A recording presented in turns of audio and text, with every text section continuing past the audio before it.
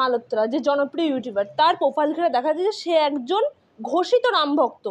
তাহলে আপনি কি মনে করেন যে দেশের পরিস্থিতি ঠিক কোন দিকে যাচ্ছে? আমি কি বিশ্বাস করব কি বিশ্বাস করব না সেটা নিশ্চিতভাবে আমার না, যে কোনো মানুষের ব্যক্তিগত বিষয়। আমাদের সেটার উপর আক্রমণ করার কিন্তু কথা না। মানুষ হিসাবে ভারতবর্ষ ধর্মনিরপেক্ষ দেশ, যে যার ধর্মে বিশ্বাস করে। যদি মনে করে দেখি, আমার স্কুলের পাশের বেঞ্চে বসে থাকা যে মুসলিম বন্ধুটার বাড়িতে আমি সিমাই খেতে যেতাম, সে আমার বাড়ির সত্যনারায়ণের পুজোয় সিন্নি খেতে আসতো। আমরা কিন্তু কোনোদিন ভাবতাম না কে ধর্মে হিন্দু কে মুসলিম। মুশকিলটা যেটা হচ্ছে, এই আড়ালে, এই মোড়কে লুকিয়ে থেকে আমার দেশকে যারা ভাঙতে চাইছে, আমরা কিন্তু তাদের বিরুদ্ধে দাঁড়াচ্ছি। এবং এই ঘটনা সামনে এসছে মানে এই ঘটনা একটা না, এই ঘটনা একাধিক আছে। তার মানে কি, যারা আশ্রয় দিচ্ছে তার মানে তো তারা এন্টারটেইন করছে। সরকার চালায় একটা দল, তার ভেতরে এইসব হচ্ছে, তারা খবর রাখেন, এটা বিশ্বাস করতে হবে। তারা গিয়ে পৃথিবীর সব খবর রাখতে পারে, তারা গিয়ে খবর রাখে না। তারা সব খবরই রাখে, তার মানে তাহলে তারা এন্টারটেইন করছে। এটা তাহলে তারা নিজেরা স্বীকার করবেন না জানি, তাহলে ঘাটদেরও কী করে স্বীকার করাতে হয় তাহলে আমরা জানি। আমাদের দেশ ভারতবর্ষ, যে ভারতবর্ষের সংবিধান লিখেছিলেন বাবা সাহেব আম্বেদকর, ভারতবর্ষ ধর্মনিরপেক্ষ দেশ একটা, সেই দেশের পাশে, মানুষের পাশে আমরা আছি। যারা বিভাজন তৈরি করতে চাইছে, তাদেরকে এই দেশের বুকে আমরা 1 ইঞ্চি জমি ছেড়ে দেবো না। একটির পর একটি পাকিস্তানি গুপ্তচর ধরা পড়ছে ভারতে, তার মধ্যে সর্বশেষ নাম উঠে এসেছে জ্যোতি মালহোত্রার। এই বিষয়ে আপনি কি বলবেন? আসলে জ্যোতি মালহোত্রার ইউটিউবার বলেই আমরা জানতাম, তারপরে দেখা গেল সেই ইউটিউব চ্যানেলের পিছনে তার দেশভক্তি, রামভক্তি এবং সর্বোপরি গিয়ে বিজেপির প্রতি প্রীতির পিছনে দেখা গেল সে গিয়ে পাকিস্তানের কাছে, পাকিস্তানের গুপ্তচর ভারতের কাছে।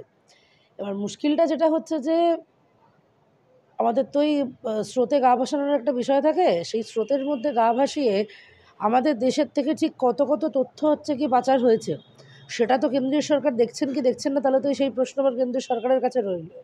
এই দেশভক্তি দেখাতে দেখাতে যদি গিয়ে দেশটাকে বেঁচে দেয়, তাহলে তো সমস্যা না। এগুলো তো সরকারের দেখার কাজ।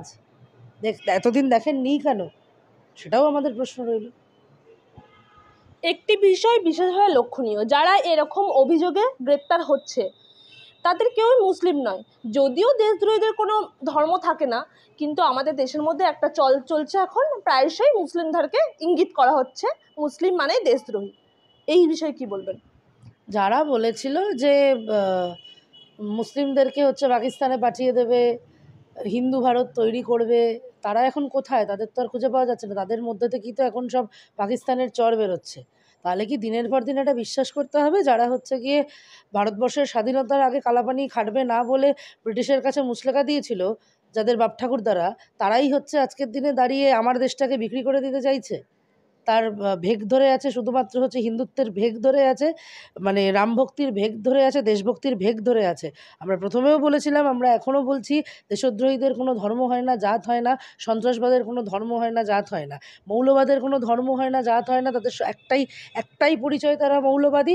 তাদের একটাই পরিচয়, তারা দেশদ্রোহী। তাদের একটাই পরিচয়, তারা সন্ত্রাসবাদী। এইটাকে মানুষকে আলাদা করার জন্য গুলিয়ে দেওয়ার চেষ্টা হচ্ছে। গলতটা তো প্র্যাকটিক্যালি গোড়ায়। এই রাম ভক্তদের যাদেরকে নিয়ে গিয়ে এই অস্ত্র হাতে করে মিছিল করাচ্ছে এই আরএসএসের সরকার, বিজেপির সরকার, তাহলে তাদের তো দেখা উচিত যাদেরকে নিয়ে করছে, তাহলে গলতটা তাদের কাছে। তাহলে তারা প্রপারলি গ্রুম করতে পারছে না, ট্রেন করতে পারছে না, এক হতে পারে। আর না হলে যেটা হতে পারে, তারা যে দেশভক্তির নাম করে, হিন্দু ধর্মের নাম করে, সবটার নাম করে আমার দেশটাকে বেছে দিতে চাইছে, এবং এটাকে আরএসএস বিজেপি এন্টারটেইন করছে। আমরা দেখলাম যে এই অভিযোগে আগেও 10 জন বিজেপি কর্মীর নাম উঠে এসেছে, এখন রবীন্দ্র কুমারের নামও শুধু উঠে আসলো। তারা মুসলিম সেজে এরকম গুপ্তচর বৃত্তির কাজ করছে। তাহলে কোনোভাবে কি মুসলিমকে কলঙ্কিত করার চেষ্টা করছে? এই বিষয়ে কি বলবেন? এই ঘটনা আগে নয়, এই ঘটনা আগেও ঘটেছে, ভারতবর্ষের বহু জায়গায় ঘটেছে। এটা তো তুমি আমাকে একটা গল্প বলছো, ঘটেছে আমার চোখের সামনে, ঘটেনি এরকম একটা গল্প বলছো। আমি তোমাকে একটা ঘটনা বলি, গল্প না, নিশ্চিতভাবে এটা ঘটনা ঘটেছে। আমার তো শোনা, আমি দেখিনি।